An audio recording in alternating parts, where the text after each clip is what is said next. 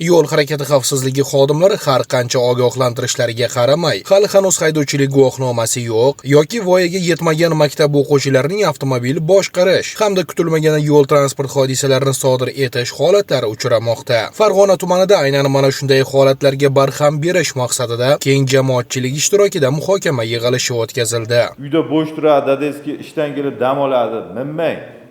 Yaxshi bilaman deb ko'chaga haydab chiqmang. Muhokamada ayrim ota-onalarning transport vositasini nazoratsiz qoldirishi yoki bo'lmasa farzandining ko'ngliga qarab avtomobil kalitini topshirishi ming afsuski, ko'p hollarda ayanchli avtohalokatlar bilan yakunlanayotganligi ta'kidlandi. Kutmagan odam kelib turib haydovchi uryapti, yo voqea joyida halok bo'lyapti, yo qayerdadir sinib ketyapti. Muhokama yig'ilishida so'z olgan viloyat yo'l harakati xavfsizligi boshqarmasi xodimlari yig'ilganlarga bunday holatlarni oldini olish uchun barcha birgalikda kurashish kerakligi, yoshlarning ko'chadagi xatti-harakatiga befarq bo'lmaslik zarurligi haqida gapirib, yana bir bor barchani hushyorlikka chorladilar.